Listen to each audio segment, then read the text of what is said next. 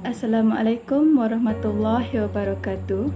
My name is Nur Najwa Batrisha binti Saharuddin. We are from Group E. This assignment, we have chosen to discuss about economic system from Islamic view and Buddhism view. Our group members consisted of Alia Eliana binti Aman, Alia Najiha binti Samsudin, Amira Irina binti Suyansa, Nur Atika Batrisha binti Azhar, Nur Najwa Batrisha binti Saharuddin, and the last one is Nurul Aina binti Rahman.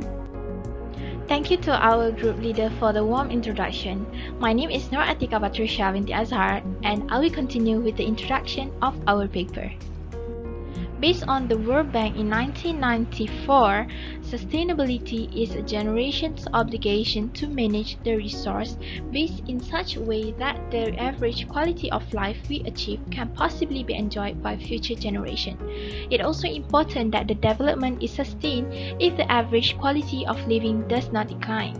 So what does it mean by sustainable economy? Sustainable economy is when we produce maximum amount of general well-being while using few resources and cause the least amount of environmental harm. So, to be a genuinely sustainable, the entire demand for natural resources must be lesser than the renewable supply of resources available in nature. Thus, for religious practice is a powerful and efficient catalyst for socio-economic development. It also encourages holistic growth that extends beyond economic globalization. As mentioned by Max in 2009, a major cause of confusion and studied blindness about what is going on in the globe is the absence of religion as an organizing, unifying and dividing force in a number of mainstream interpretations of globalization. Thus, in this paper, we will discuss more depth on the sustainable economy from Islamic and Buddhism perspective. The principle of sustainability may be found in the teachings of all world religions. Each faith has a unique teaching as to how to behave and act in line with religious ideals. Let's look on through Islamic principles first. Sarkawi et al. In 2016 asserted that Islam fosters social and economic growth and expansion as mentioned in the Al-Quran, as poverty is forbidden in Islam. Wakaf and Zakat rules in Islam give efficient instruments for socio-economic progress. Indeed, these Islamic economic concepts are founded on sharing and care in wealth distribution. Consequently, relying on human behavior, the environment may suffer either beneficial or negative consequences. These activities should be guided with high moral and Islamic reverence. Economic sustainability also entails measuring economic practices to ensure that people's spiritual and non-material needs are met on a continuous basis. With this in mind, it aids in the formation of our minds and the direction of our actions towards economic sustainability. Now let's move on to Buddhist principles and how it influences sustainable economy. Ahimsa or non-harm is a key concept of Buddhism, and it promotes a non-violent way of life based on the idea that individuals are a part of nature. Song in 2020 suggested that Buddhism believes what humans do have significant ramifications for other aspects of natural law. Similarly, any alterations in nature have a profound influence on human existence. The three parts of sustainability, economy, society, and environment, are viewed as circular and interlinked systems by Rahula in 1974. This point of view has long been ingrained in Thai society as a result of the country's peculiar contemplative history. Conversely, Buddhist environmentalists contend that community sustainability is linked to the resilience of broader socioeconomic and ecosystems that provide resources for the society's functionality and sustenance, and vice versa. Hello, my name is Amira Irina binti Suyansa, and I'll be explaining about the economic system. So, moving on, we'll talk about the Islamic system, which is Wakaf. So, Wakaf can be used to eradicate poverty, and this aligns with the first objective of SDG.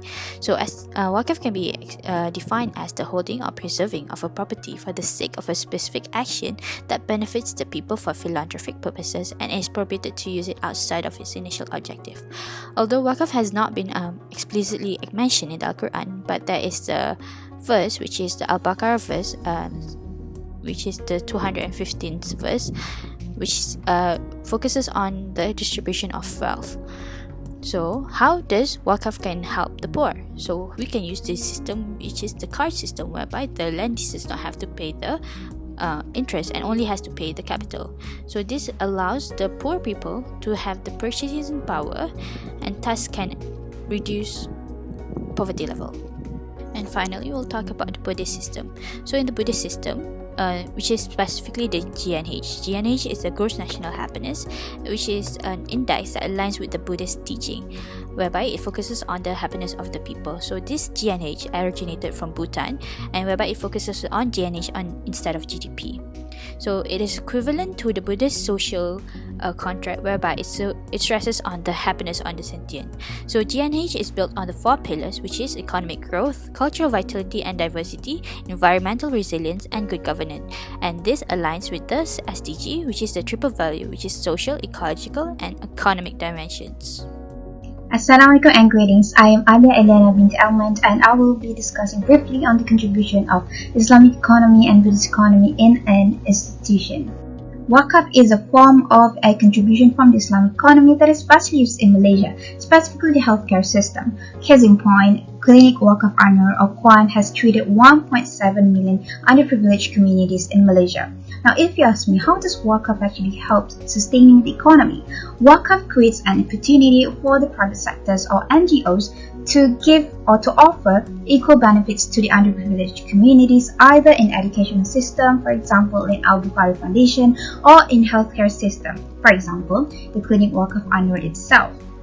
Now, these initiatives abates the government expenditure in this system, which is the education and healthcare system, and actually helps to fund other economical system, as in agricultural system, that leads to the development of economy sustainability. I will now explore the contributions of Buddhist economies in Gross National Happiness Index. The Gross National Happiness Index is the dominant economic system practiced in Bhutan. The GNH helped Bhutan to survive the ideal term of economic sustainability. How? Aside from preserving their own natural resources, Bhutan takes the GNH statistics from their populace and then they redesign economic policy based on the statistics. Why? Because they believe that one's physical, emotional, and psychological well-being will increase the quality of work efficacy, and which leads to the development of economic sustainability, because Bhutan's major economic system is largely influenced by man-labor and also agricultural settings. Thank you, that is all from me. Assalamualaikum warahmatullahi wabarakatuh. My name is Alena Jihabete Samsudin, and I will be explaining on the discussion on differences between Islamic and Buddhism point of view. It is difficult to pinpoint which economic system is more sustainable than the other. Despite that, a vast contrast between two economics can be seen evidently in the structure of the system. While Islamic economics strictly follow the Sharia laws based on Hadith and Quran, Buddhism economics are more diverse in terms of differences in perspective and based on the numbers or theories economic system. This might be due to Buddhism having a lot of variation in belief itself in the religion. There are 3 specific economic development theories such as gross national happiness, sufficiency economics, and less often considered unification of king and people. Due to the nature of Buddhism economic that can be changed to fit with the current leader, GNH has been adapted to be more modernized and again changed multiple times to fit the ideology of the current party. With the structured system of Islamic economics, there will be no inequality in any forms, as everyone will be treated equitably based on their status and need. This is because the Sharia laws cannot be changed or be theorized in accordance to human on thoughts. For example, one of the key tools used in assisting human development and promoting sustainability economically is through zakat. It is mandatory for part of Muslim community who are capable in paying zakat to oblige in paying as what have been said for them.